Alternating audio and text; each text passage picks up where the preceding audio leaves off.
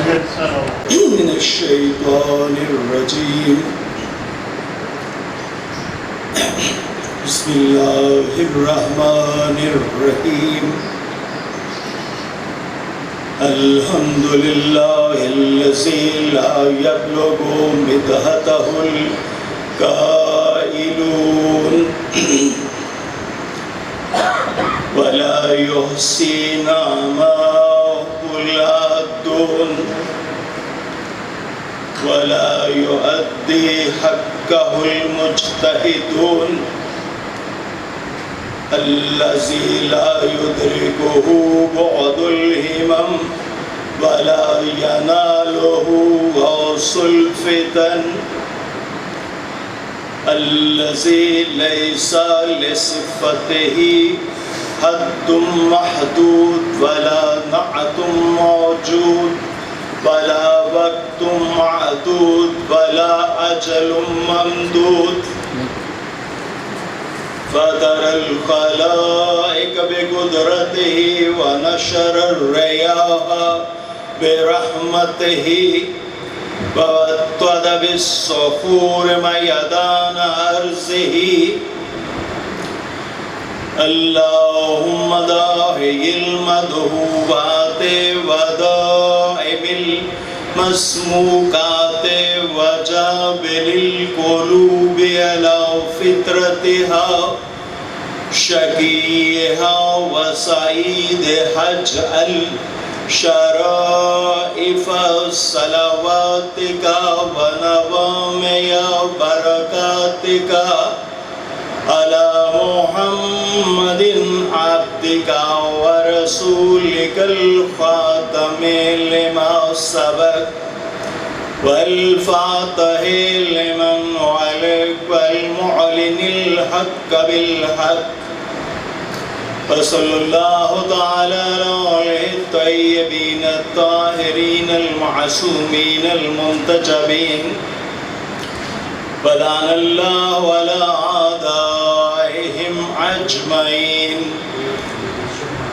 أما بعد فقد قال الله تعالى في قرآنه المجيد وفرقانه الحميد بسم الله الرحمن الرحيم إن الدين عند الله الإسلام صلوات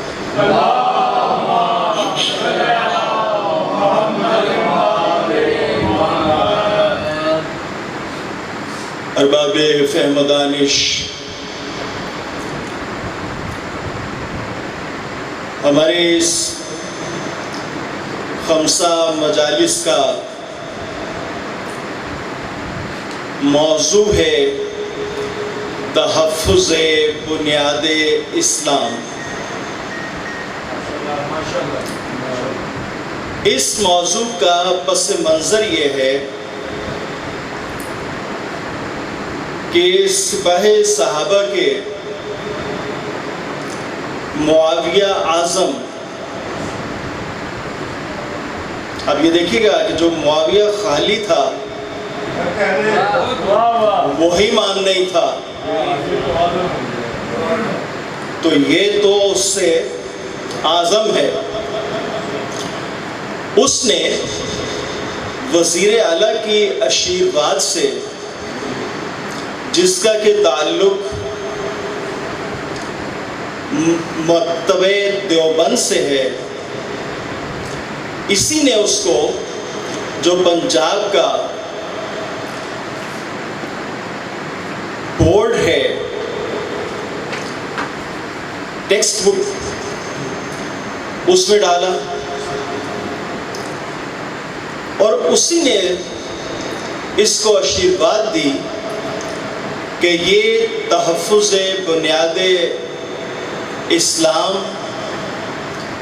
کا جو بل ہے وہ پنجاب اسمبلی میں انٹروڈیوس کروائے۔ اب اس بل کے یوں تو وہ بل جس بل سے نکلا تھا اسی بل میں واپس جا چکا ہے، لیکن ابھی وہ مرا نہیں، کسی وقت بھی اس بل میں پانی گیا تو وہ پھر پھنکارتا ہوا باہر نکل آئے گا. لیکن اس بل میں اسلام کی بنیادوں کا تحفظ تھا کیا؟ سب سے پہلی بات اس میں یہ تھی کہ کوئی کتاب متحدہ علماء بورڈ پنجاب کی اجازت کے بغیر چھپے گی نہیں. اب یہ شرط ان کی اپنی کتابوں کے لیے تو نہیں تھی،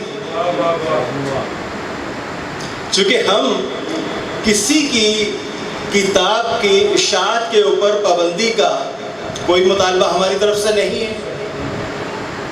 ہم تو چاہتے ہیں کہ جس طرح کچھ سال بھر سے ان کا اندر باہر آنا شروع ہوا ہے وہ کھل کر آئے، تاکہ جو انہوں نے اپنے دین کے اوپر لبادے اڑے ہوئے ہیں وہ ہٹے اور لوگوں کو پتہ چلے کہ ان کا اسلام ہے کیا. اب جس چیز کو وہ روکنا چاہتے تھے اس پابندی سے وہ فقط ہماری کتابیں ہیں. یعنی ہم کوئی رسالہ، کوئی اخبار، کوئی کتاب اس وقت تک نہیں چھاپ سکتے جب تک وہ DGPR سے ہوتی ہوئی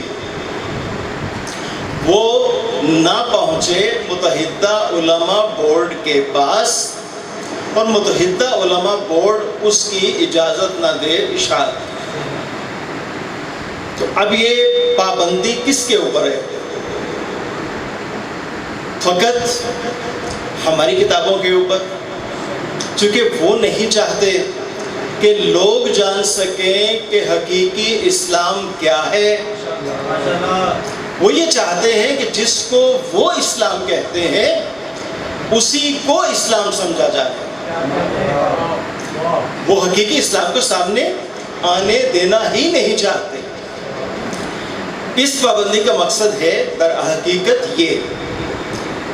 دوسری اس میں تھا کہ تمام انبیاء ما سبق کے ناموں کے ساتھ علیہ السلام استعمال ہوگا.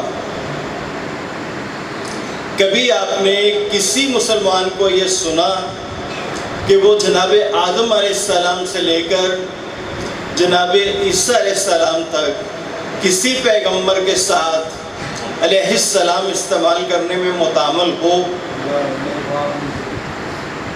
لہٰذا یہ جو اس میں ایک شرط رکھی گئی یہ جسٹ رنگ امیزی کے لیے تھی. اب آگے کہ رسول پاک کے جتنے بھی نواسے اور نواسیاں ہیں ان کے ناموں کے ساتھ رضی اللہ عنہ یا رضی اللہ عنہا استعمال کیا جائے.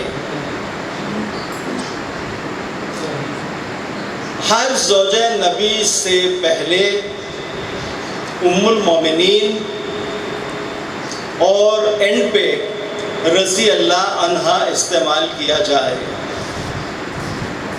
ہر صحابی سے کے نام سے پہلے، اب اس میں تفصیل آگے چل کے ہماری چلے گی، ابھی صرف ہم آپ کو شرائط جو ہے وہ آپ کے سامنے لا رہے ہیں کہ اس بل میں تھا کیا، کہ ہر صحابی کے نام سے پہلے صحابی رسول حضرت فلاں رضی اللہ عنہ یا صحابی رسول حضرت فلاں رضی اللہ عنہا یہ استعمال کرنا لازمی ہوگا. اب سوال یہ پیدا ہوتا ہے کہ صحابی ہر کوئی آپ چاہ رہے ہیں کہ ان کے ساتھ سب سے پہلے یہ ایڈمیشن ہو کہ وہ صحابی ہیں جن کا نام لیا جا رہا ہے، کہ جب آپ لگائیں گے نام کے ساتھ کہ صحابی فلاں رضی اللہ عنہ تو اس کا مطلب ہے کہ آپ نے ہر کس و ناقص کو یہ مان لیا کہ وہ صحابی ہے. اب اگر ایسا ممکن ہو اور خلاف قرآن نہ ہو تو کوئی حرج نہیں، جبکہ قرآن کہہ رہا ہے کہ لا یستوی اصحاب النار و اصحاب الجنہ، اصحاب الجنت هم الفائزون، کہ وہ صحابہ صرف جنت میں جانے والے ہیں، جنت میں اعلیٰ درجے کے مالک ہوں گے، جن کو کون صحابی قرار دے گا؟ جو اللہ کی نظر میں صحابی ہوں گے، کیونکہ جنت جو ہے وہ میں نے آپ نے نہیں بانٹنی، میں نے آپ نے نہیں بانٹنی، کس نے بانٹنی ہے؟ اللہ نے۔ قسیم النار والجنہ کون ہے؟ مولا علی۔ تو جب مولا علی ہے قسیم النار والجنہ، تو دیکھا یہ جائے گا کہ کون صحابی ہے علی کی نظر میں اور کون صحابی نہیں ہے علی کی نظر میں۔ اب جو علی کی نظر میں صحابی نہیں، وہ رضی اللہ کیسے ہو سکتا ہے؟ تو لہٰذا ہر کسی کے ساتھ جسے آپ صحابی کہتے ہیں رضی اللہ عنہ استعمال نہیں ہو سکتا۔ جب نہیں ہو سکتا تو ایسا مطالبہ کوئی کر ہی نہیں سکتا۔ اب کیا کرے، شومی قسمت یہ ہے کہ ادھر جو فرقے بنے اسلام کے نام پہ، اسلام نہیں،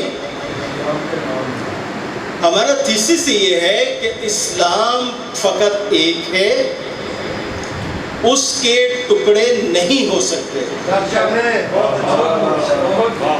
اسلام فقط ایک ہے، اس کے ٹکڑے نہیں ہو سکتے۔ جب اس کے ٹکڑے نہیں ہو سکتے تو اس کے نام پہ جتنے فرقے کریٹ کیے گئے، صلوات کیجیے،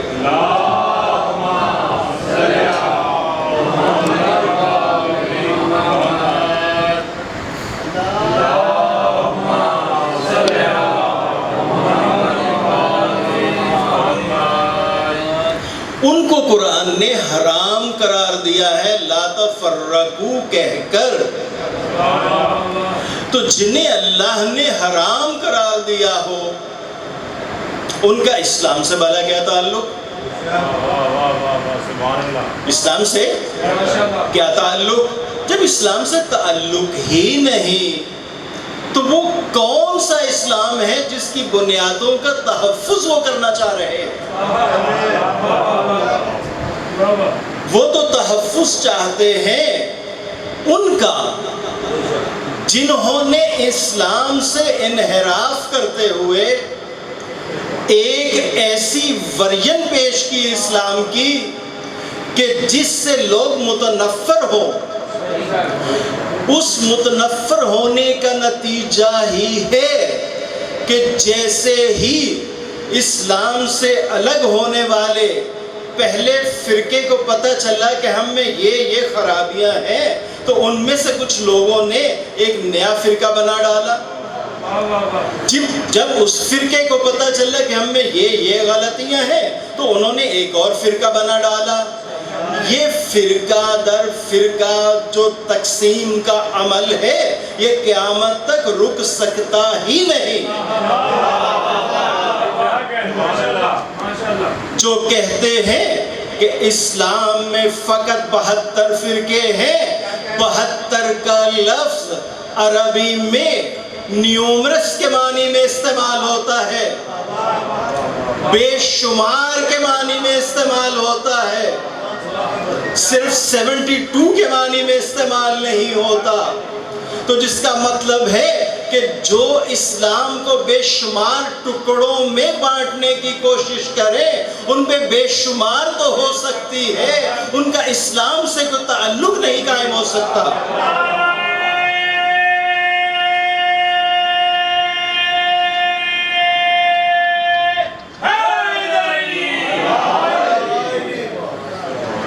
لہٰذا اس غلط فہمی کا شکار ہم تو نہیں ہیں، نہ ہم میں سے کسی کو ہونا چاہیے کہ سوائے ہمارے کوئی اور بھی اسلام پہ ہے، کہ ہمارے علاوہ کوئی اور بھی اسلام پہ ہے۔ جو فرقے ایگزسٹ کرتے ہیں وہ اسلام سے متفرق ہوئے تو فرقہ بنا، اگر متفرق نہ ہوئے ہوتے تو فرقہ نہ بنتا۔ فرقہ یہ بتاتا ہے کہ کوئی مین سٹریم ہے، کوئی راستہ ہے، کوئی ایسا راستہ ہے کہ جو قیامت تک سیدھا رہنے والا ہے، منحنی نہیں ہونے والا، ایسا راستہ ہے کہ جس سے اور راستے نہیں نکل سکتے۔ اس لیے ہر کوئی یہ کہتا ہے کہ میرا فرقہ، تو جب وہ لفظ فرقہ استعمال کرتا ہے تو وہ بتلاتا ہے کہ میں خرابی اسلام میں ہوئی کہاں ہے، اسلام میں خرابی ہوئی کہاں ہے؟ خرابی اسلام میں رضی اللہ لگانے یا نہ لگانے سے نہیں ہوئی، اسلام میں خرابی پیدا ہوئی ہی ان کے ساتھ رضی اللہ لگانے سے ہے جو اس کے مستحق نہیں ہے۔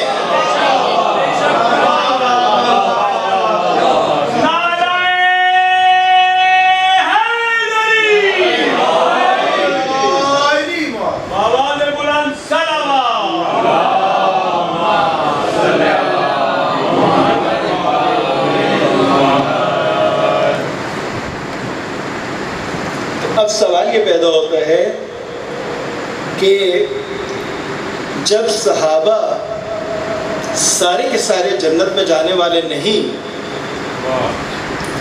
قرآن کہتا ہے کہ دو طرح کے ہیں، ایک وہ جو اصحاب النار ہیں اور دوسرے وہ جو اصحاب الجنہ ہیں۔ اب اصحاب النار کے بارے میں تو وہ نہیں کہتا کہ وہ فائزون ہیں۔ فائزون کون ہیں؟ اصحاب الجنہ۔ اور پھر ساتھ ہی یہ بھی ڈکلیئر کرتا ہے کہ لا یستوی اصحاب النار و اصحاب الجنہ، کہ جنت میں جانے والے اصحاب اور جہنم میں جانے والے اصحاب برابر نہیں ہو سکتے۔ تو جب برابر نہیں ہو سکتے تو بھائی کس اصول کی بنا پر آپ یہ کہتے ہو کہ سب کے سب صحابی جو ہیں وہ ستاروں کی مانند ہیں، جس کی چاہے آپ اقتدا کرو ہدایت پاؤ گے؟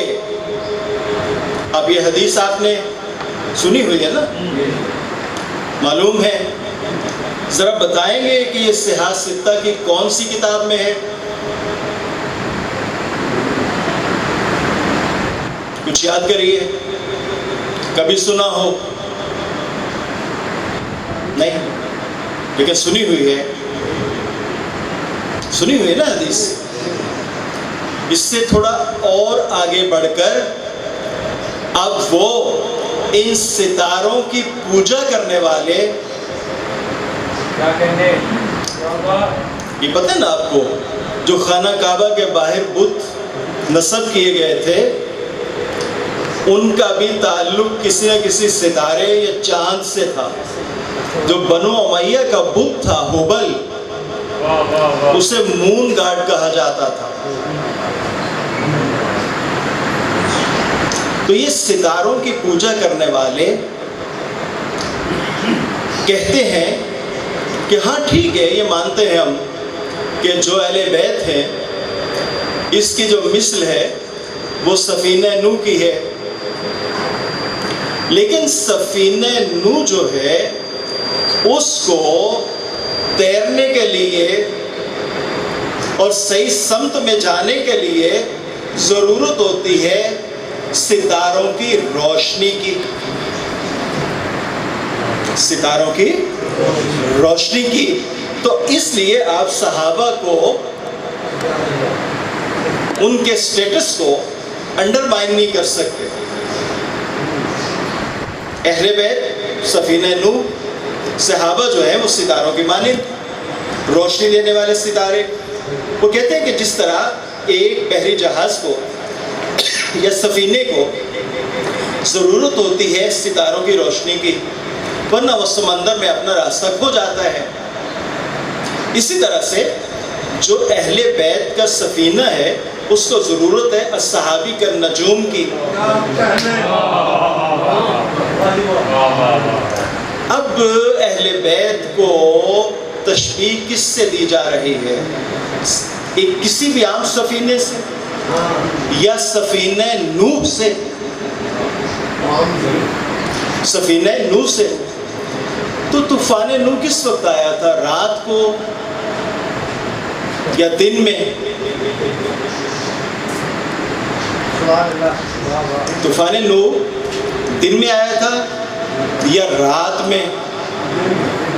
دن میں آیا، دوپہر کا وقت تھا۔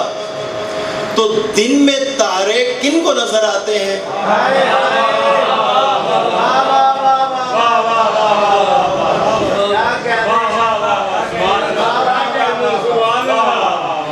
دن میں تارے کن کو نظر آتے ہیں؟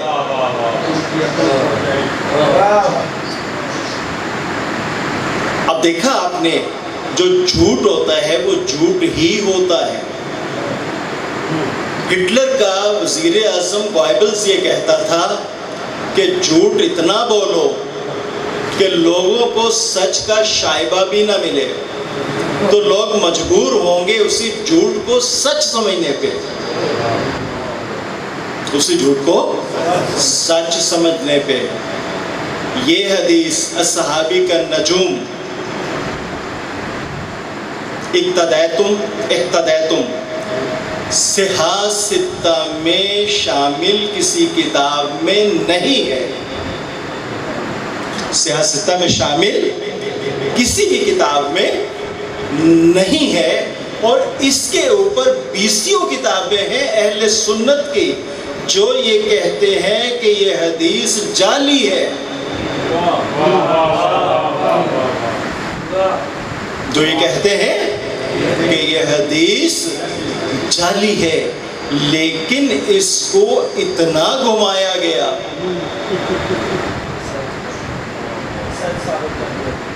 اتنا گھمایا گیا کہ لوگ سچ سمجھنے پہ مجبور ہو گئے۔ اب دیکھیں، آپ سب نے اس حدیث کو سنا ہوا تھا، ہم نے آپ سے پوچھا کہ صحاح ستہ کی کون سی کتاب میں ہے، آپ تمام حضرات چپ تھے، چونکہ اس کو اتنا خبریں مشہورہ بنا دیا گیا کہ کبھی کسی نے جاننے کی کوشش ہی نہیں کی۔ اور پھر کہا گیا کہ کل کے کل صحابہ جو ہیں وہ عادل ہیں، کل کے کل صحابہ عادل ہیں۔ تو اگر بھائی عادل ہیں تو پھر جب یہ تیسری حکومت کا فیصلہ ہو رہا ہے شورا سے، وہاں پہ آپ کے چوتھے خلیفہ راشد کیوں کہہ رہے ہیں کہ میں سیرت شیخین پہ عمل نہیں کروں گا؟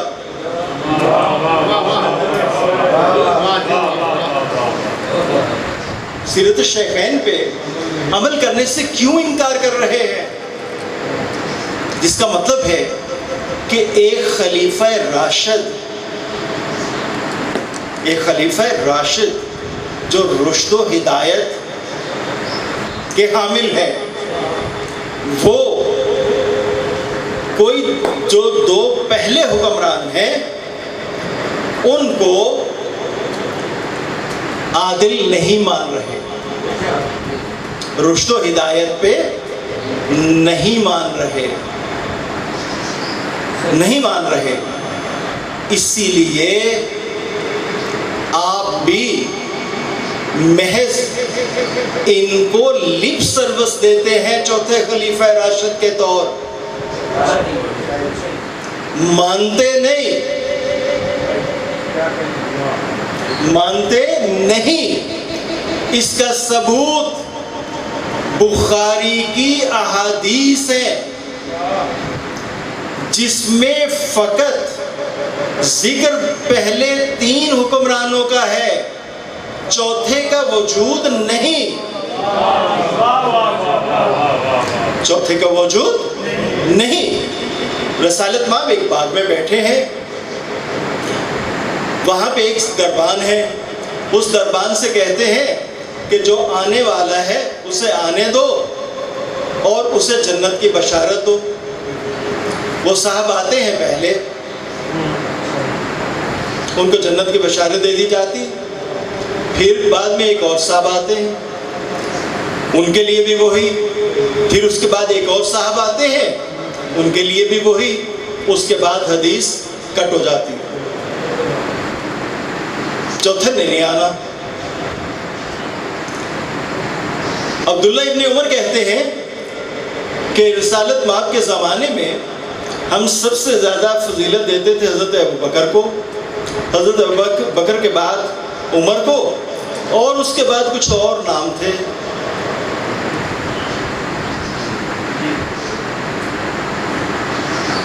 اب وہ چوتھے کو کیوں نہیں مانتے؟ کیونکہ چوتھے نے پہلے 3 کو نہیں مانا. یہ صرف میں نے 2 حدیث سے آپ کی سماعتوں کی نظر کی، ورنہ پوری ایک سیریز ہے. رسول کی انگوٹھی چلتی ہے، پہلے صاحب کے پاس آتی ہے، دوسرے کے پاس جاتی ہے، تیسرے کے پاس جاتی ہے، تیسرے سے کنویں میں گر جاتی ہے. تو پھر چوتھے کے لیے تو کوئی مینڈیٹ نہ ہوئی. انگوٹھی رسول کی کیا کرتی تھی؟ مہر کا کام دیتی تھی. تو جب چوتھے کو مہر ہی نہیں آپ نے دی تو آپ نے چوتھے کو ماننا کب؟ چوتھے کو نہیں مانا. اور اس کی وجہ ایک صاحب ہیں شاہ بلیغ الدین، یہ روشنی کے نام پہ ریڈیو پہ اندھیرا پھیلایا کرتے تھے.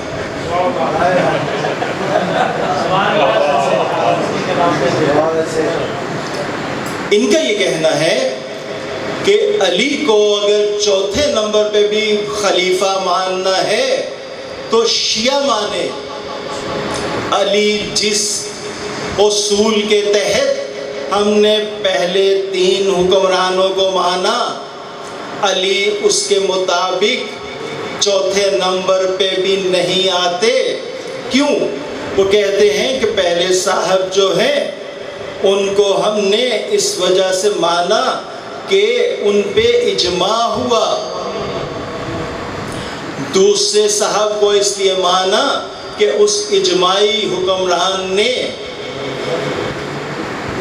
ایک بند لفافے میں نام لکھا اور اس بند لفافے پہ بایعت ہو گئی. اس بایعت کو نام دیا گیا نام زدگی کا.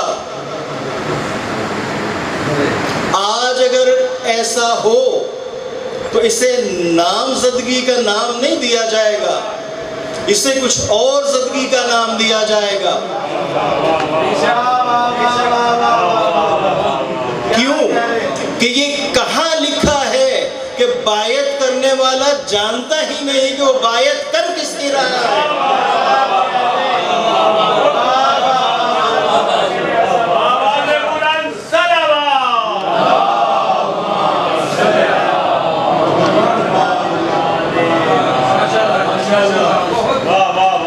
وہ نہیں جانتا. اور کھولیے کتابیں اپنی اپنی سارے فرقے، کیا اس میں یہ نہیں لکھا گیا کہ جب نام کا پتہ چلا تو انہوں نے کہا وہ فتن غلیظ. یہ ہم سے کس شخص کی بایعت کروا لی گئی؟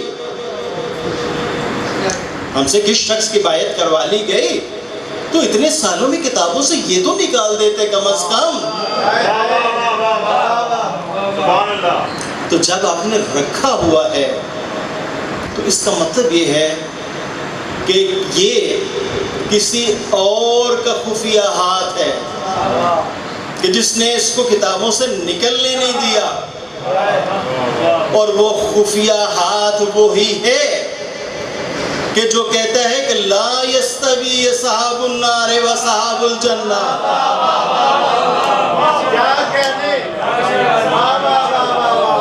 وہ چاہتا ہے کہ صحاب النار اور صحاب الجنہ کو کبھی مساوی نہ کیا جا سکے، دونوں کو الگ الگ رکھا جائے. اب وہ صحابی کا لفظ نار میں جانے والوں کے لیے کیوں یوز کرتا ہے؟ کیوں؟ عرفیت کے بنا پر، عرفیت کے بنا پر، اصلیت کے بنا پر نہیں. کیونکہ یہ کیسے ممکن ہے کہ بندہ جائے بھی جہنم میں، ہو بھی صحابی؟ ہے ممکن؟ تو نکال دیجئے قرآن سے، نکال دیجئے قرآن سے. چونکہ یہ قرآن تو وہی ہے نا جسے آپ کے تیسرے حکمران نے جمع کیا، اس سے نکال دیتے. کیوں نہیں نکلا؟ پھر وہی خفیہ ہاتھ ہے جو نہیں نکلنے دیتا. دیکھیں، تمام اہل اسلام کا اس پہ اتفاق ہے کہ موجودہ قرآن اس ترتیب میں نہیں ہے جس ترتیب میں نازل ہوا تھا. یہ ترتیب نزولی میں نہیں ہے. تو پھر یہ جو ترتیب آپ نے بنائی وہ کس اصول کے مطابق بنائی؟ وہ فقط یہ ہے کہ لمبی سورہ پہلے، پھر بتدریج چھوٹی ہوتی گئی. اب دیکھیے، ہمیں آج پون گھنٹہ ہو گیا گفتگو کرتے ہوئے. ہماری اب کی گفتگو کو اٹھا کے لے جائیے شروع میں، درمیان والی کو اٹھا کر کہیں اور ادھر ادھر کر دیجیے، گفتگو ہماری ہوگی. آج ہی کے دن کی ہوگی، لیکن مطلب سمجھ میں کچھ نہیں آئے گا. مطلب سمجھ میں نہیں آئے گا. یہ تھا مقصد، اس ترتیب کو دے کر فقط اس نسخے کو باقی رکھنا، اور باقی تمام جو لوگوں نے نسخے بنائے ہوئے تھے اپنے اپنے، ان کو جلا دینا،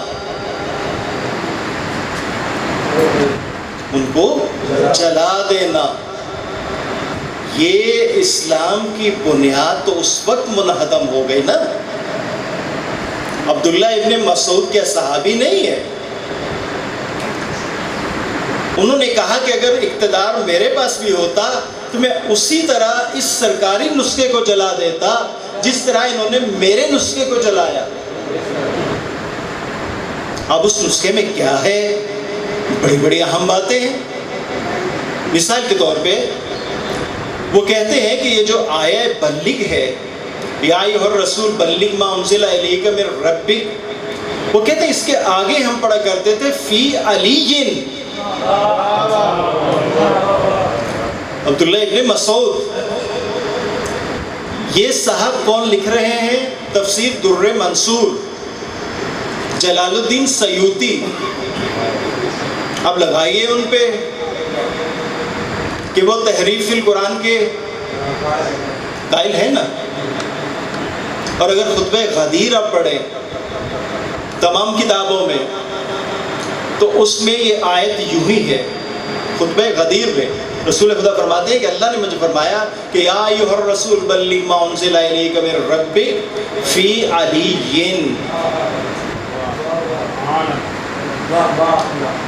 تو اگر یہ سرکاری نسخے میں ہوتا تو پھر 3 حکمرانوں کی کوئی جسٹیفیکیشن تھی؟ نہیں تھی. تو ہر وہ نسخہ جلا دیا گیا جس میں یہ تھا. یہ تو محض ایک بات ہے جو ہم نے آپ کی سماعتوں کی نظر کی ہے، ورنہ ہر اس بات کو گڈمنٹ کرنے کی کوشش کی جو حقائق کو بیان کرتی تھی، جو حقائق کو واضح کرتی تھی. تو جب بھائی اس قرآن کے ساتھ یہ کاروائی ہو رہی تھی، اسلام کی بنیاد تو اس وقت منہدم ہو رہی تھی. اس وقت اس کا تحفظ کیوں نہیں کیا گیا؟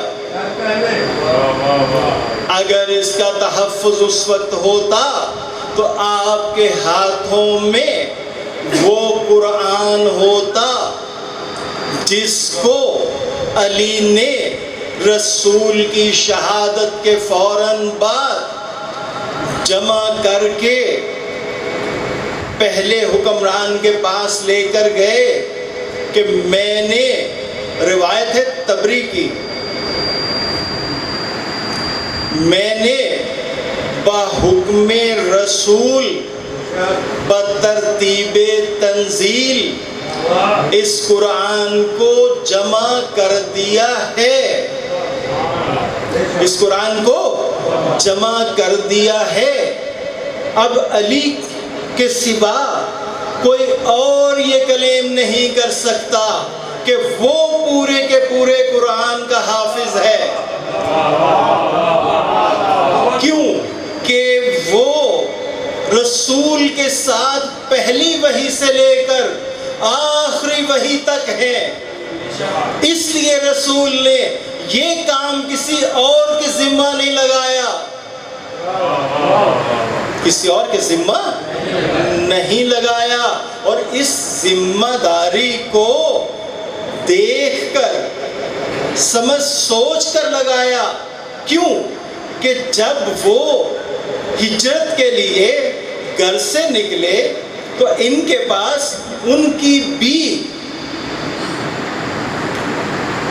امانتیں تھیں جو ان کو رسول اللہ نہیں مانتے تھے، رسول اللہ نہیں مانتے تھے. تو جب ان کی امانتوں کے لیے، ان کی امانتوں کی واپسی کے لیے رسول کو لسٹ نہیں دے کے گئے، علی کو نام نہیں بتا کے گئے، ان امانتوں کی تعداد بھی نہیں بتا کے گئے، اگر کچھ سونا چاندی تھا تو وہ گن کر نہیں دے کے گئے، بس اتنا کہا کہ علی میرے بعد ان امانتوں کو واپس کر کے تم بھی مدینے چلے آنا. تو جس کا مطلب یہ ہوا کہ رسول اور علی کا راز ایک تھا، راز ایک تھا. وہ کسی ایک وقت بیٹھ کے بتانے کا محتاج نہیں تھا. ہر وقت علی وہ جانتے تھے جو رسول کے ذہن میں ہوتا تھا، اور رسول کو علی کے ذہن کا خبر ہوتی تھی. تو اسی کو کہتے ہیں بلا فصل.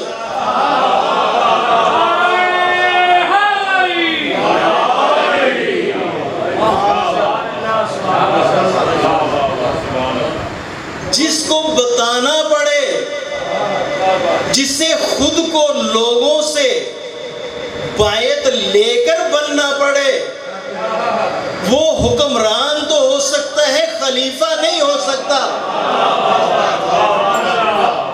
خلیفہ ہوتا ہے وائس، جانشین. جانشین وہ بناتا ہے جس کا جانشین کلیم کرے. رسول کا جانشین رسول بنائیں گے، اور رسول بھی اپنی مرضی سے نہیں بنائیں گے، رسول بھی اس کی مرضی سے بنائیں گے جس نے رسول کو بھیجا ہے.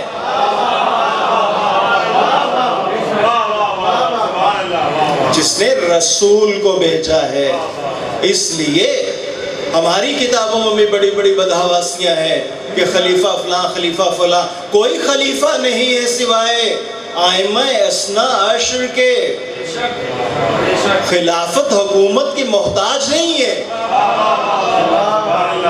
خلافت حکومت کے محتاج نہیں. حکومت ہے اس کائنات پہ اللہ کی. حکومت اس کائنات پہ اللہ کی. تو اللہ کا فرستادہ جو نائب ہے، جو پیغمبر ہے، وہ ہے خلیفہ ارضی۔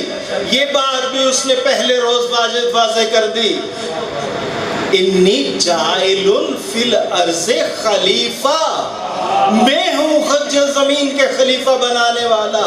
تو جو کام اللہ کے لیے سزاوار ہو، وہ انسانوں کی کسی بھی تعداد اگر مل کر کوئی وہ کام کر لے تو وہ کام اللہ کا کام تصور نہیں ہو سکتا۔ اب دیکھیں یہ کام ہوتا آیا ہے، ہر ملک میں ہوتا ہے جمہوریت کے نام پر۔ یہ ضروری ہے کہ تاکہ بہت جن لوگوں کے اوپر رول کرنا ہے، جن لوگوں کے اوپر حکومت کرنی ہے، انہیں پوچھ لیا جائے کہ انہیں آپ قبول ہیں یا نہیں ہیں۔ لیکن یہ قبولیت بلا جبر و اکراہ ہونی چاہیے۔ اگر آپ دین اسلام میں خود کو سمجھتے ہیں تو پھر دین کہتا ہے کہ لا اکراہ فی الدین۔ آپ ووٹ، آپ بایت بھی ووٹ کی ایک فارم ہے، آپ نہیں لے سکتے جبر و اکراہ سے۔ آپ کسی کو جھل دے کر، بند لفافے میں نام لکھ کر کسی کو حکمرانی نہیں دے سکتے۔ آپ کو لوگوں کی رائے کا احترام کرنا ہوگا۔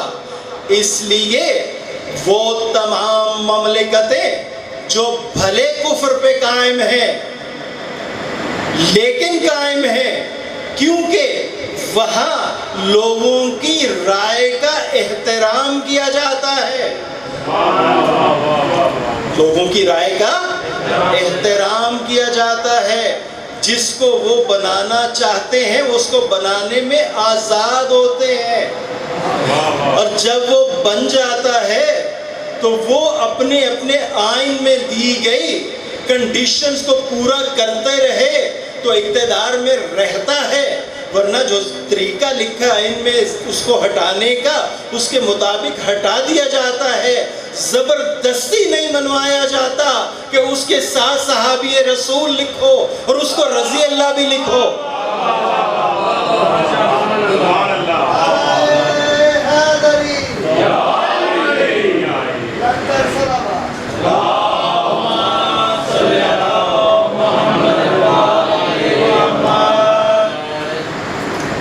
وہاں پہ جبر و اکراہ استعمال نہیں ہو سکتا۔ جب جبر و اکراہ استعمال نہیں ہو سکتا تو آپ اس کو دین کی بنیاد کے طور پہ کہاں سے لے کے آئے کہ جس کو ہم صحابی کہتے ہیں اس کے نام کے ساتھ صحابی رسول اور اس کے بعد نام کے رضی اللہ عنہ لکھا جائے؟ دیکھیں نا، رضی اللہ عنہ اپنے دعا مانگنی ہے نا، دعا مانگنی ہے آپ نے کہ اللہ اس سے راضی ہو۔ اگر پہلے سے راضی ہے، پہلے سے راضی ہے تو پھر اس پہ علیہ السلام کہیے، یا آل محمد کے برابر لانا چاہتے ہیں تو پھر کسی نص قرآنی سے ثابت کریے کہ ان پر بھی اللہ درود بھیجتا ہے۔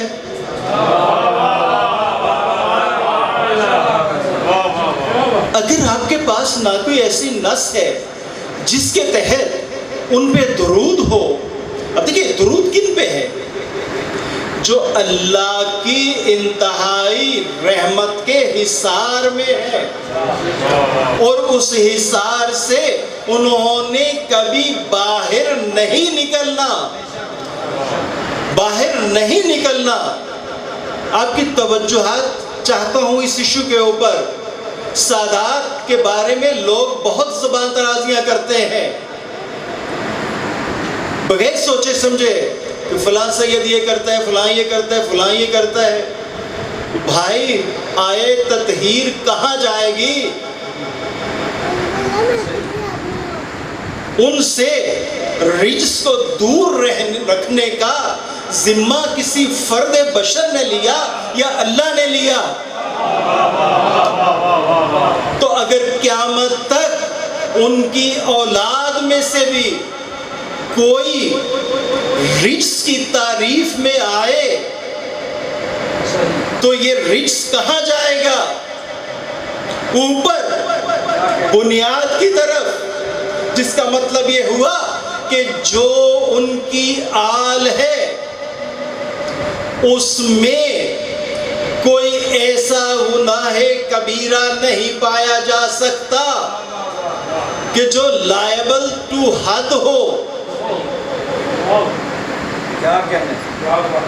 جس کے اوپر حد لاگو ہوتی ہو۔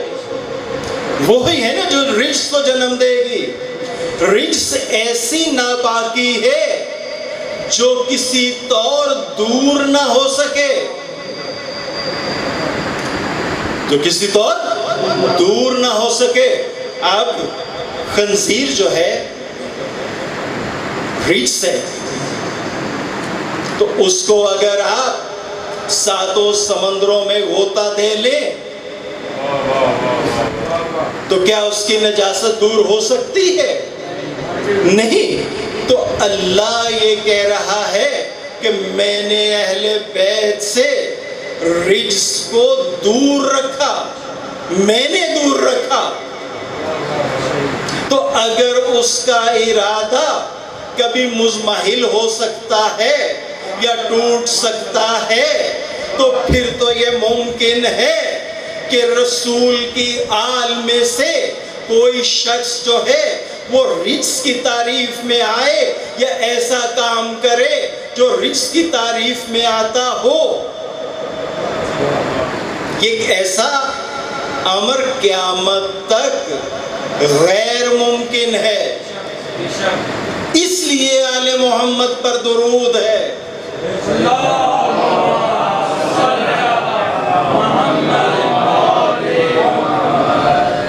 اور اگر آپ معاویہ شاہی کے ساختہ پیروں اور سیدوں کے اوپر جو کچھ وہ کرتے ہیں اس کو دیکھ کر سادات پہ کوئی تہمت لگاتے ہیں تو وہ آپ کی غلط فہمی ہے، کیونکہ جس طرح معاویہ نے حدیثوں کا ٹکسال کھولا تھا اسی طرح سے اس نے پیری مریدی کا انسٹیٹیوشن قائم کیا۔ اب اس پہ اگر کچھ لوگ ہم میں بھی ایسے پائے جاتے ہیں تو وہ برا نہ منائے، برا نہ منائے، وہ سنت معاویہ پہ عمل کر رہے ہیں، وہ سنت معاویہ پہ عمل کر رہے ہیں۔ کیوں؟ وہ کھڑے ہیں امام ہدا کے خلاف۔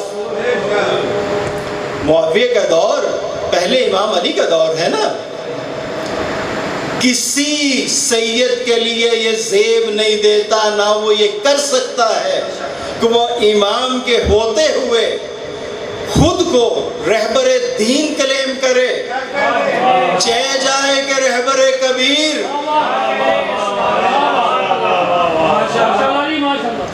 ممکن ہی نہیں ہے، ممکن ہی نہیں ہے۔ جائیے انٹرنیٹ کو دیکھیے، کتابوں کو کی برگردانی کیجئے، آپ کو پتہ چلے گا کہ کس کی تہ میں کیا کچھ ہے۔ اس کا عمل بتاتا ہے، اس کا عمل بتاتا ہے کہ وہ کیا ہے۔ اگر وہ باپ کا ہوتا تو باپ کے خلاف کبھی نہ کھڑا ہوتا۔ برائے حسنودی محمد آل محمد صلی اللہ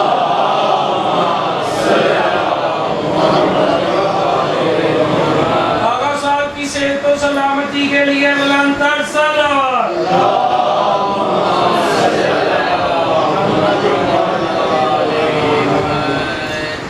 تو آج آپ کو بڑی تکلیف ہوتی ہے، اس کے اوپر کچھ ہوتا ہے تو جو اس نے بنیاد اسلام کے اوپر یہ وار کیا کہ امام وقت کے ہوتے ہوئے ایک پورا انسٹیٹیوشن کریٹ کیا کہ جو آج آپ ختم کر کے دکھائیں۔ وہ پیر کہتا ہے کہ اگر میری بایعت نہ کی تو آپ کی کوئی بھی عبادت جو ہے وہ قبول نہیں ہوگی۔ یہ اسی تصور کو لے کر کچھ لوگ نکلے رومن کیتھولکس کی اتباع میں، اور انہوں نے خود کو دین کا رہبر قرار دے دیا۔ کیا کہتے ہیں؟ انہوں نے کہا کہ بس اگر ہماری اتباع نہ کی، ہماری تقلید نہ کی، ہمارے مقلد نہ ہوئے، تو آپ کی کوئی عبادت قبول نہیں ہوگی، آپ کی کوئی عبادت قبول نہیں ہوگی۔ تو بھائی پہلے اپنی عبادتوں کا تو خیال کر لیجئے۔ آپ تو امام وقت کے خلاف کھڑے ہیں۔ جب امام وقت کے خلاف کھڑے ہیں تو یہ کتاب جو ہے شیخ صدوق علیہ رحمہ کی میں نے تو نہیں لکھی، یہ صدیوں پہلے کی ہے، کہ جو کوئی غیر معصوم خود کو امام کلیم کرے وہ کافر ہے۔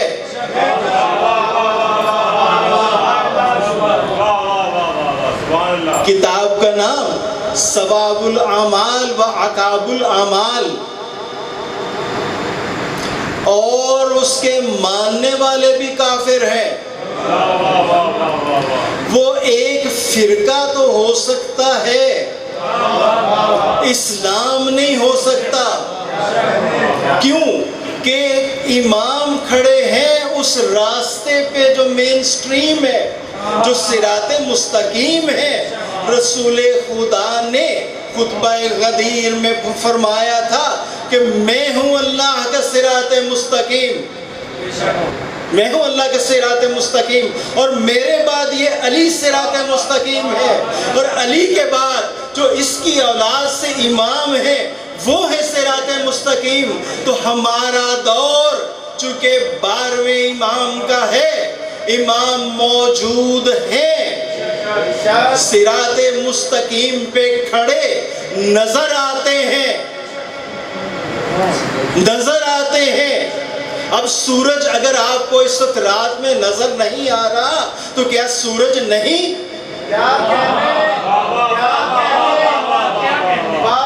جب صبح ہو جائے گی، اب یہ چاند نظر نہیں آئے گا تو کیا چاند نہیں رہے گا؟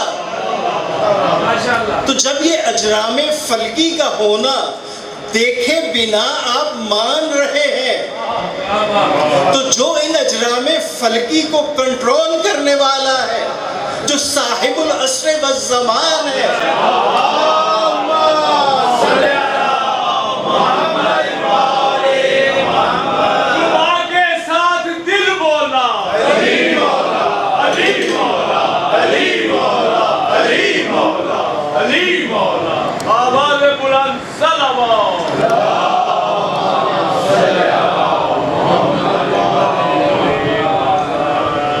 اس کا انکار کیسے کر سکتے ہیں؟ اس کا انکار کیسے کر سکتے ہیں؟ آپ آج تک سب متفق ہیں کہ گمراہ کرتا ہے شیطان، حالانکہ اس کو کبھی نہیں دیکھا، اس کو کبھی نہیں دیکھا، لیکن کہتے ہیں کہ امام جو نظر نہیں آتا، جو ہم میں موجود نہیں فزیکلی، اس کو کیسے مان لیں؟ تو پھر اس کو بھی مت مانیے، اس کو بھی مت مانیے۔ بات صرف اتنی سی ہے کہ ہر کسی کو اپنے اپنے کی سمجھ آتی ہے۔ کیا کہہ رہے ہیں؟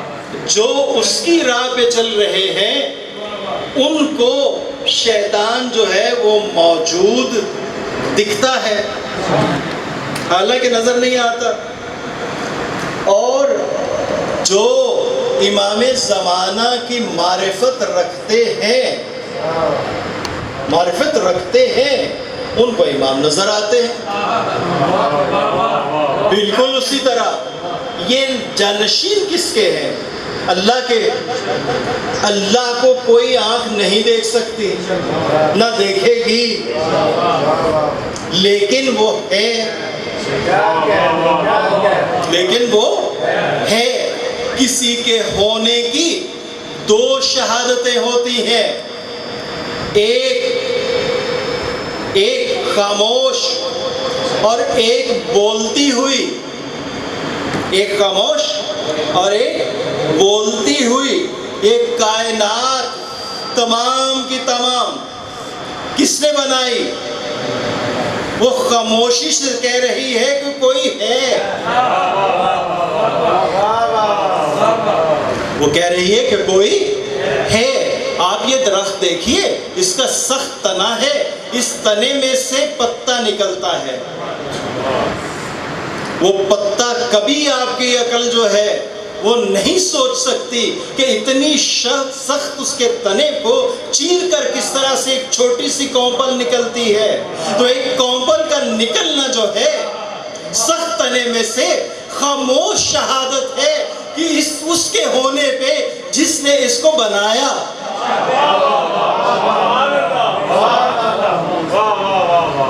اب چاہیے آپ کو اس کے ہونے پہ بولتی شہادت، تو بولتی شہادت ہے آدم سے لے کے خاتم، آدم سے لے کے خاتم، کہ جن کو یہ خاموش شہادتیں دیکھ دیکھ کر اس کے ہونے کا یقین نہیں آتا، وہ آ کر بتاتے رہے بول بول کر کہ اس کائنات کا کوئی نہ کوئی بنانے والا ہے، جو بنانے والا ہے اسی نے ہمیں بھیجا ہے، اسی نے ہمیں بھیجا ہے، اور اسی کا نام اللہ ہے، اسی کا نام اللہ ہے، اسی کی حکومت ہے۔ لا يمکن فرار لحکومتک، اس کی حکومت سے فرار ممکن نہیں ہے۔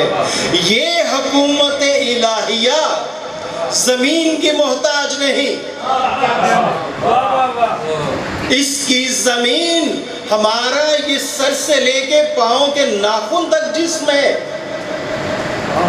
اور اس جسم کے اوپر اس حکومت کا نفاذ ہم نے خود کرنا ہے۔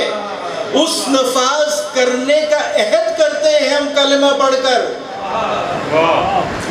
کلمہ لپ سروس نہیں ہے، کلمہ اقرار ہے، کلمہ اقرار ہے، حکومت الہیہ کو اپنے اوپر نافذ کرنے کا۔ یہ آپ دنیا کے کسی حصے میں ہو، اس ملک میں کسی کی حکومت ہو، حکومت آپ نے اگر کلمہ پڑھ لیا توحید کا، تو اب آپ کے اوپر حکومت کس کی ہے؟ اللہ کی۔ حکومت کس کی ہے؟ اللہ کی۔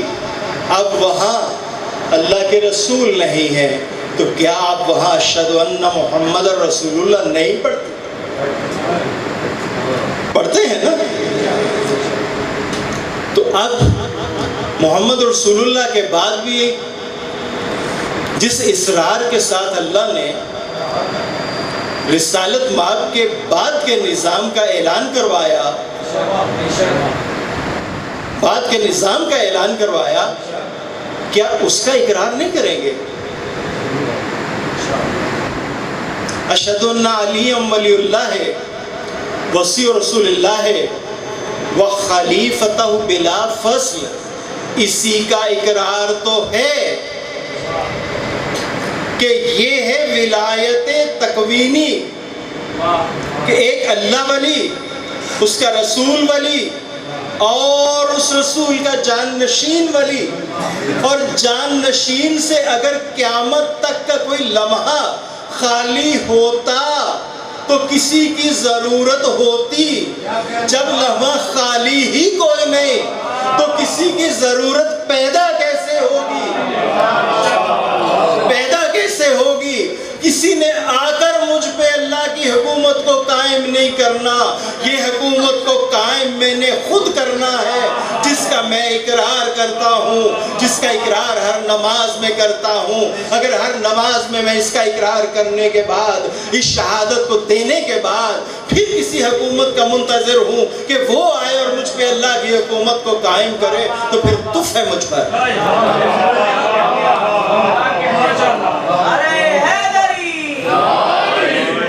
تو پھر اس کا مطلب یہ ہے کہ میں نے صرف زبانی جمع خرچ کیا کلمے کو، میں نے کبھی کلمے کو سیریسلی لیا ہی نہیں۔ لیا ہوتا تو مجھے کسی کی ضرورت نہ پڑتی، رہبر کبیر کی، مجھے کسی استاد معظم کی ضرورت نہ ہوتی۔ میرا استاد معظم، میرا رہبر کبیر سب کچھ دے کر غیبت میں گیا۔ یہ مجھے پہنچنا ہے اس تک، میں اس سے دور نہیں ہوں۔ میرا رہبر کبیر کہتا ہے کہ تم خود کو مجھ سے دور سمجھتے ہو، میں تم سے دور نہیں ہوں، میں تم سے دور نہیں ہوں۔ یہی بات ہے، یہی وجہ ہے کہ جیسے ہی آپ مشکل میں پھنستے ہیں اور آپ امام کو پکارتے ہیں تو وہ ابھی آپ کی دل سے پکار نکلی نہیں ہوتی، مدد پہلے آ جاتی ہے، تو آپ کو ایسے لگتا ہے کہ جیسے وہ آپ کے ساتھ ویسے ہی ہے جیسے شہرک سے قریب۔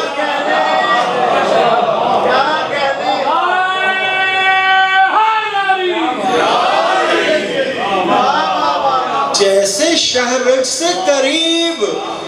یہ میں نے نہیں رکھا اس کو یہاں پہ، اس نے رکھا جو شہرک سے قریب ہے۔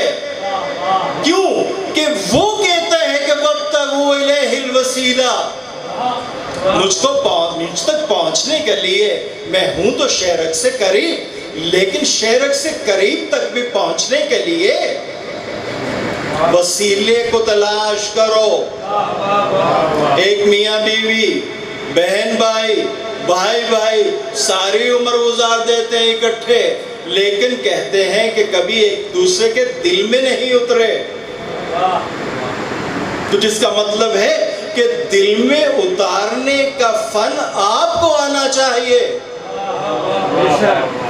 وہ تو شہرک سے قریب ہیں، کیوں کہ جس کے نمائندہ ہیں وہ شہرک سے قریب ہے۔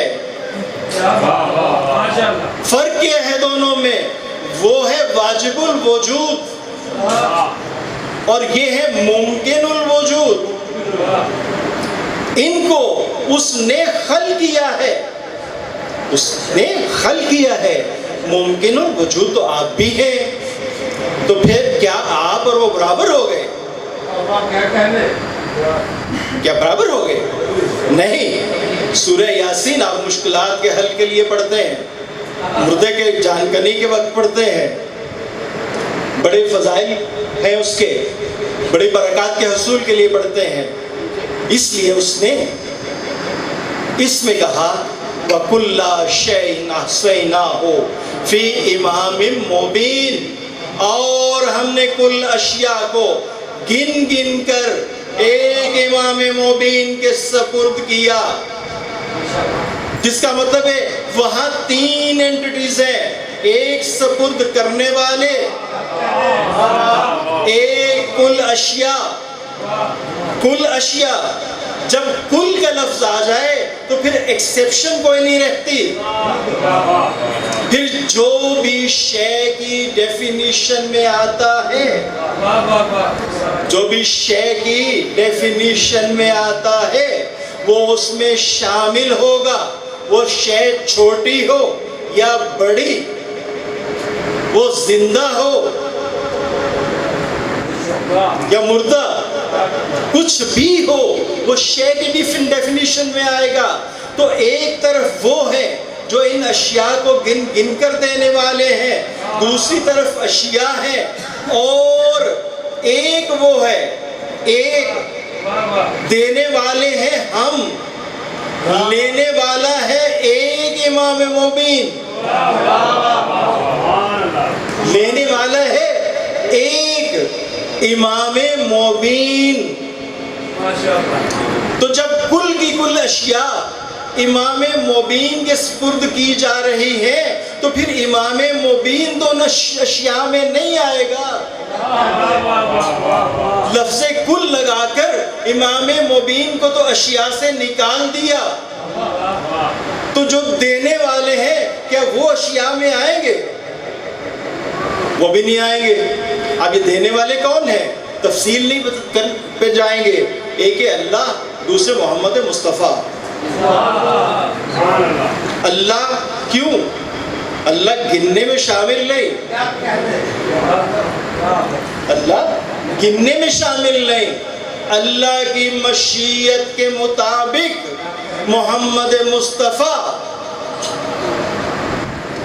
گن گن کر امام مبین کے سپرد کر رہے ہیں کل اشیاء کو، جس کا مطلب یہ ہوا نہ محمد مصطفیٰ اشیاء میں آتے ہیں نہ وہ امام مبین اشیاء میں آتا ہے، تو اللہ تو کوئی مانتا ہی نہیں کہ اشیاء میں آتا ہے۔ تو جس کا مطلب یہ ہوا کہ لا شے کے اور اشیاء کے مابین رابطے کے لیے ایک مخلوق کو اس نے خلق کیا، وہ مخلوق جس کو اس نے اپنے تعارف کا باعث قرار دیا، اپنے تعارف کی وجہ بنایا، اسی لیے اس مخلوق کو بھی بقا ہے، اس مخلوق کو بھی بقا ہے، لیکن اس کی اپنی بقا اپنے تئیں ہے، ان کی بقا اس کے تئیں ہے۔ یہ فرق ہے، یہ فرق ہے ممکن الوجود اشیاء میں اور ان وسیلوں میں۔ یہ نہ تو لا شے ہے نہ یہ اشیاء ہیں، اشیاء کے مالک ہیں امام مبین، ان کو ان کے اوپر گواہ بنایا، ان کے اوپر گواہ بنایا۔ تو جب وہ اشیاء میں ہے ہی نہیں تو کوئی صحابی چاہے سلمان کے درجے کا ہو، ابو ذر کے مقام کا ہو، یا وہ ہمارے یاسر و مقداد کا مرتبہ رکھتا ہو، وہ تک ان سے خود کو سپیریئر کلیم نہیں کر سکتے۔ تو چھ جائے کے مطلب ہے آپ اصحاب النار کو ان کے مقابل لا کے کھڑا کر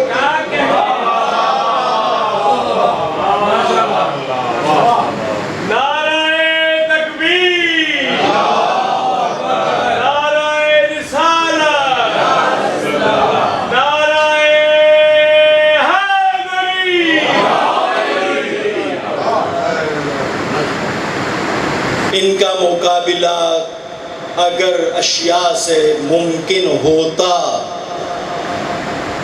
تو آپ ان کے ساتھ بھی رضی اللہ لگانے کا مطالبہ کرتے، رضی اللہ لگانے کا مطالبہ کرتے۔ جب فرق اتنا ہے کہ جو پاٹا ہی نہیں جا سکتا تو پھر ان پہ رضی اللہ تو درکنار، ان کے لیے علیہ السلام ایک چھوٹی سی دعا ہے جو ان کی مرتبت کے لائق نہیں۔ یہ تو جو ان کو مانتے ہیں، یہ سلام تو ان کے لیے ہے، ان کے لیے تو درود ہے۔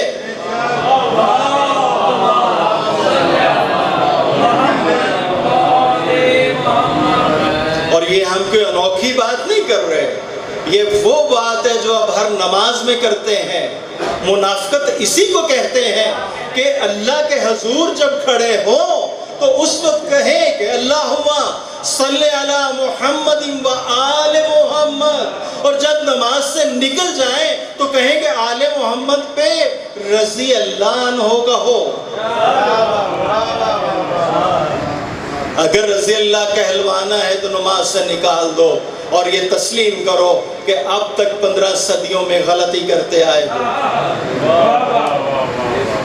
غلطی کرتے آئے ہو درود میں ان پہ صلوات بھیج کر۔ تو اگر درود میں ان کے اوپر صلوات ہے تو پھر ہر حال میں ان کے اوپر صلوات ہے، کہ کیونکہ تم اور ہو، تم شے ہو، تم شے ہو، ایسی شے کہ جو ایک وقت میں شے مذکورہ ہی نہیں، شے مذکورہ ہی نہیں، اور ایک ایسے قطرے میں موجود ہو کہ جو جسم کو لگ جائے تو غسل واجب ہو جاتا ہے۔ تم کہاں، وہ کہاں؟ آج کی گفتگو کو ہم نے یہیں پہ چھوڑا۔ یہ جو برابری کا سبق ان کے بڑوں نے دیا، اور یزید کا بھی قصور یہی تھا نا کہ امام وقت کے ہوتے ہوئے وہ سمجھتا تھا کہ میں ان سے سپیریئر ہوں، میں ان سے سپیریئر ہوں، اور امام وقت کو میری بیعت کرنی چاہیے۔ دیکھیے ہمارے ممبر پہ کوئی بھی آ جاتا ہے، جو کاسٹیوم ہے وہ بازار سے مل جاتا ہے، لیکن ایسی ایسی آگے واہیات باتیں کرتے ہیں کہ جی امام نے اس لیے بیعت نہیں کی تھی کہ یزید جو تھا وہ شرابی تھا، زانی تھا، یوں تھا، وہ تھا، اور اب وہ لگ گئے اس کام پہ کہ اب ان کے لیے ہمارے، دیکھیے جب بھی آپ کو کوئی ایسی پوسٹ آئے جس میں یزید کے وصف بیان کیے ہوں کہ وہ تو جامع مسجد کا خطیب تھا، وہ تو نمازیں پڑھتا تھا، وہ تو حج کا امیر ہوتا تھا، تو آپ بھی پرچہ کروایا کریں، یہ تب جان چھوٹے گی۔ یہ یونیلیٹرل مطلب جس سے کہتے ہیں نا، وہ نہیں جان چھوٹنی۔ وہ یزید اگر اس کے بڑوں نے امام وقت کو مانا ہوتا تو وہ بھی مانتا، وہ بھی مانتا۔ جب اس کو جو لیگیسی ملی اس میں امام وقت کی جگہ تھی ہی نہیں، اس میں امام وقت کی جگہ تھی ہی نہیں، تو لہٰذا وہ یہ سمجھتا تھا کہ مجھے حسین سے بیعت لے کر حسین کو سرنگوں کرنا چاہیے، تب میری حکومت لیجیٹیمیٹ ہوگی۔ اب اس کے اوپر بھی ہماری آئندہ 3 گفتگو جو ہیں اس میں ہم کوشش کریں گے آپ کی نظر کرنے کی کچھ مٹیریل، کہ امام حسین صلوات اللہ علیہ کی جو زندگی ہے وہ فقط آپ کی نظروں میں ہے کب سے؟ جب ولید نے بیعت مانگی یزید کے بہاف پہ، یعنی رجب 60 ہجری، تو 60 ہجری کے رجب سے لے کے 10ویں محرم تک آپ کے سامنے ہے امام حسین۔ اگر اس سے زیادہ کسی کو پتہ ہے تو بتا دیں، یا کوئی ایسی کتاب دکھا دیں کہ جس میں یہ بتایا گیا ہو کہ امام حسین صلوات اللہ علیہ اس سے پہلے، بیعت مانگے جانے سے پہلے کیا کرتے تھے۔ یہ منصب امامت پہ مولا حسن کے بعد آئے۔ مولا حسن کی شہادت کب ہوئی؟ 50 ہجری میں۔ تو 50 ہجری سے لے کے 60 ہجری کے رجب تک مولا حسین کیا کرتے رہے؟ تقریباً 10 سال کا پیریڈ ہے۔ 10 سال کے جو پیریڈ ہے وہ کوئی امن و شانتی کا پیریڈ تو نہیں تھا، یزید کے بھی باپ کا دور تھا۔ یزید کے بھی باپ کا دور تھا، تو وہاں پہ حسین کیا کرتے رہے؟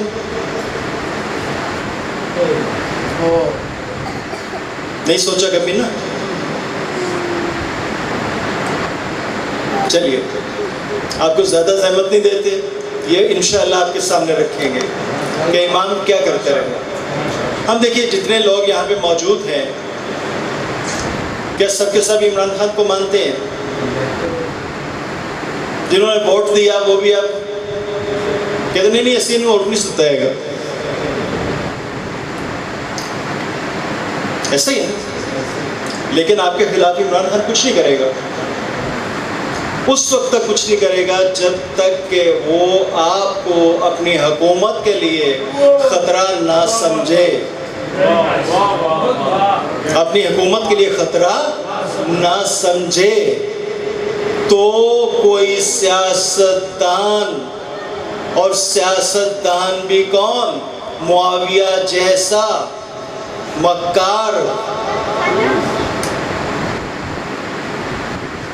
یہ نہیں کرے گا کہ کسی سے یوں ہی ٹکرائے۔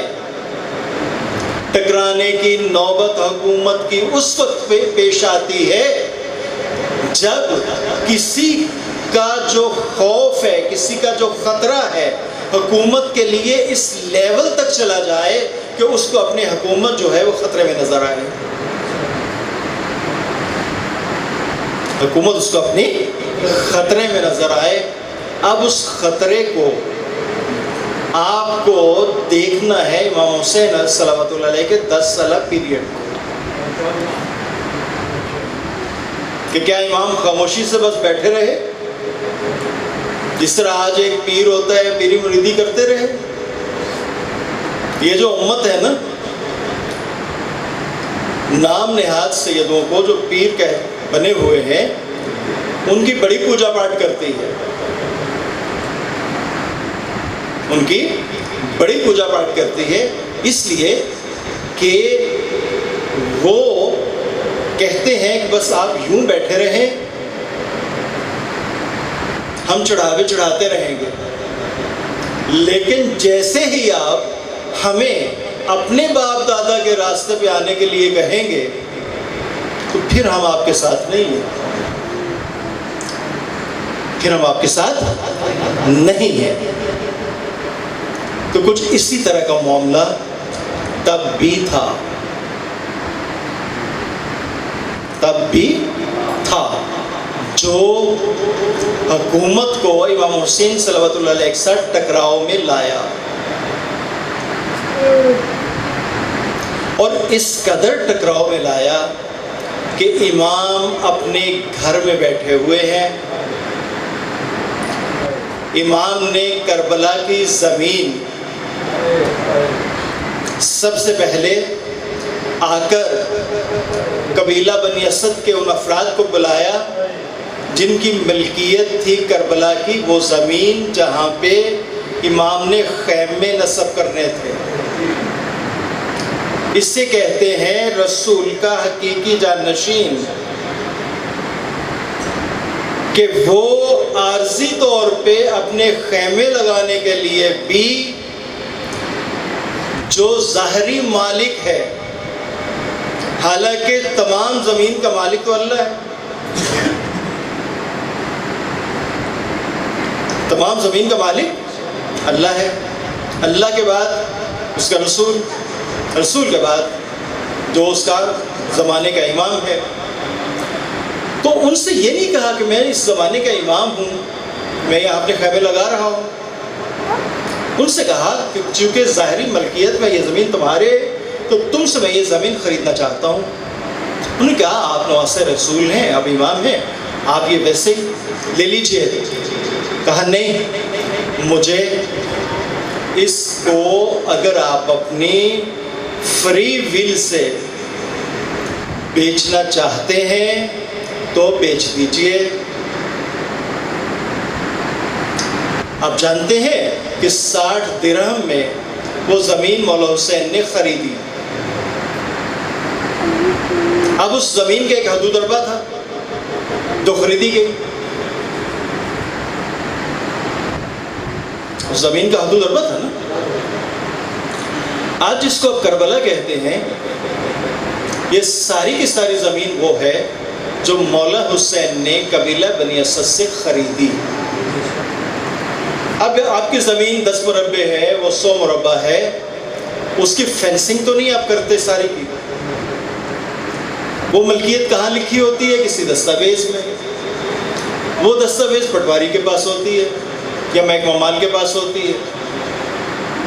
محض اس کی بنا پر وہ زمین آپ کی ہوتی ہے.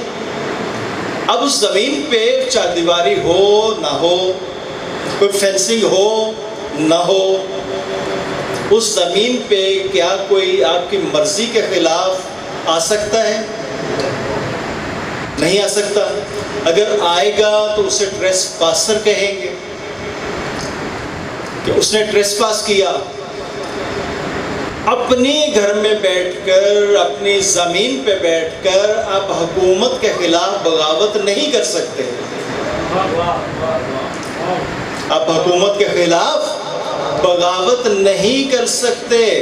بغاوت کے لیے آپ کو تھارو فیر پہ جانا ہوگا، شارع عام پہ جانا ہوگا، کسی حکومتی میدان میں جانا ہوگا، کسی اسٹیٹ لینڈ پہ جانا ہوگا. جب آپ اپنے گھر میں بیٹھے ہیں تو آپ باغی نہیں ہو سکتے.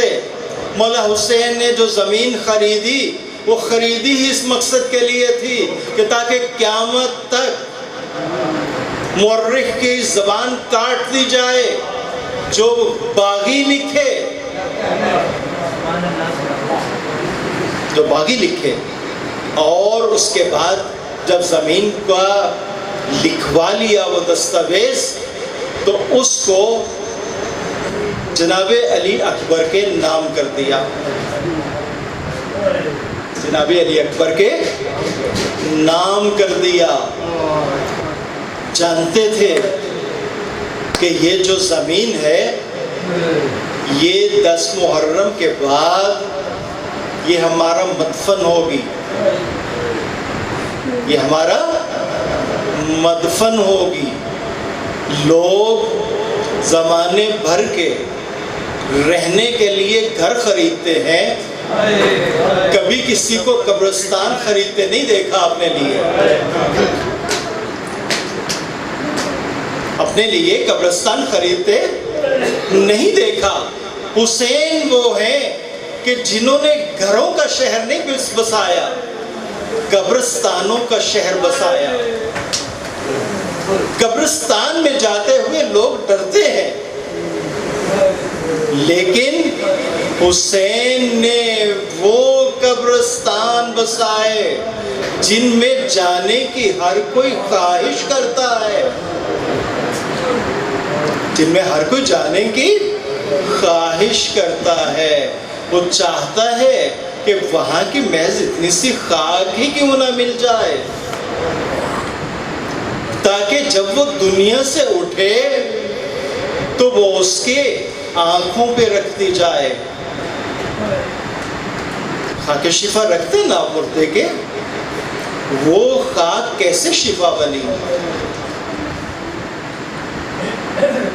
وہ خاک کوئی غصب شدہ خاک نہیں ہے، حسین کی ملکیتی خاک ہے جو آپ وہاں سے اٹھا کے لاتے ہو. معصومین کا فرمان ہے کہ کم سے کم تاکہ ہر کوئی اس سے فیض یاب ہو سکے. اس خاک شفا پہ لگے ایک خیمے میں مولا حسین شب عاشور گئے.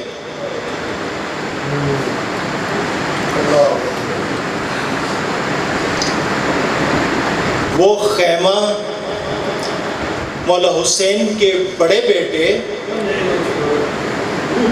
علی زین العابدین کا تھا.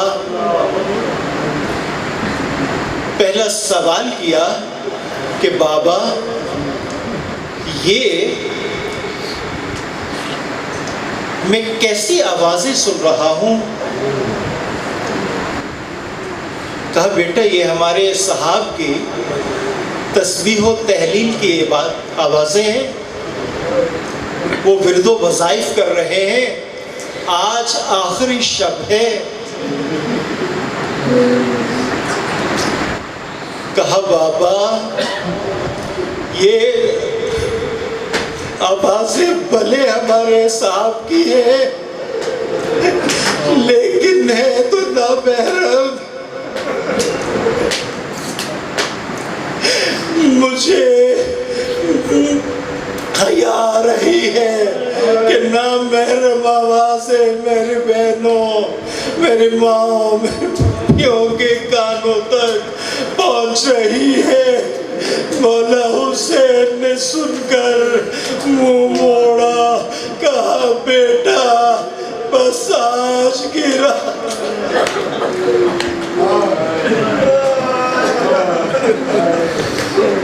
بیٹا بس آج کی رات، کل عصر عاشور سے تیرا دور امامت شروع ہوگا، پھر تو جانے. اب حسین کیسے بتاتے کہ بیٹا آج تجھے جس تسبیح و تحلیل کی آوازوں سے پریشانی ہو رہی ہے، کل شام غریبہ انہی بہنوں کے سروں سے چادریں نیزوں کے ساتھ چھینی جائیں گی. ان بھوپیوں کے سروں سے چادریں نیزوں کے ساتھ چھینی جائیں گی. یہ تیری بھوپیاں، تیری بہنیں، تیری مائیں، یہ ہماری مقدرات عصمت و طہارت. یہ کل شام غریبہ جب ہمارے خیام جلائے جائیں گے، آگ بکھری ہوگی، گرم راکھ ہوگی، یہ ان کے اوپر پھر رہی ہوں گی.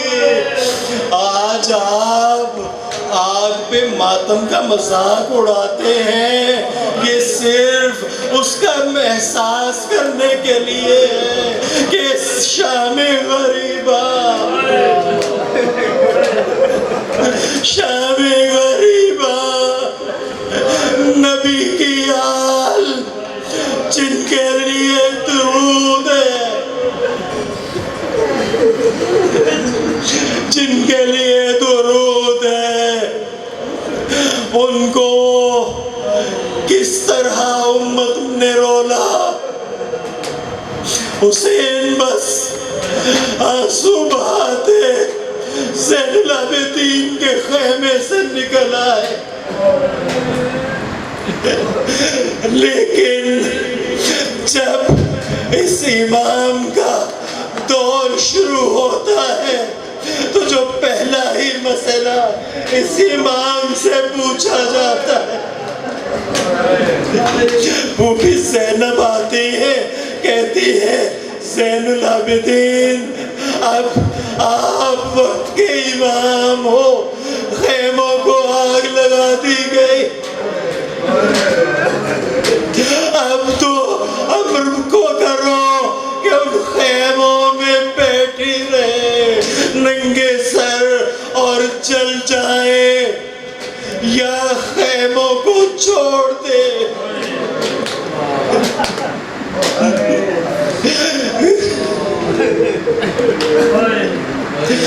اب وہ امام جو صاحب کی تسبیح و تحلیل کی آوازوں سے پریشان ہے، جب سیدہ زینب صلوات اللہ علیہا نے ان سے یہ امر مانگا تو اس وقت امام کی حالت کیا ہوگی. لیکن امامت کسی بھی حالت میں اپنے حواس نہیں کھوتی.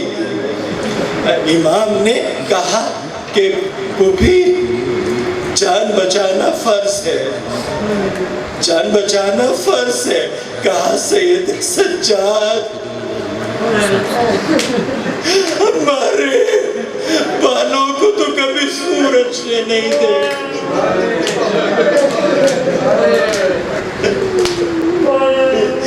ہمارے والوں کو تو کبھی سورج نے نہیں دیکھا. میں ایک روز چادر کے بغیر اپنے ہی صحن میں آ گئی تھی، لیکن سورج چھپ گیا تھا. سجاد، اب میں زینب چادر کے بغیر قابو بھی اماں بالوں کو چہرے پہ ڈال نیچے،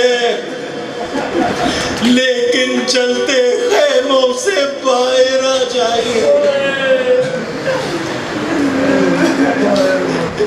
ابو بھی زینب نے جب یہ امر لے لیا وقت کے امام کا، اب وقت کے امام کے نیچے سے تب کی حالت میں بستر کھینچ لیا گیا. کربلا کی زمین تپ رہی ہے لگائی جانے والی آگ سے. سجاد کا جسم تپ رہا ہے بخار سے. اب یہ ہے تحفظ بنیاد اسلام. بی زینب نے وقت کے امام کو اپنے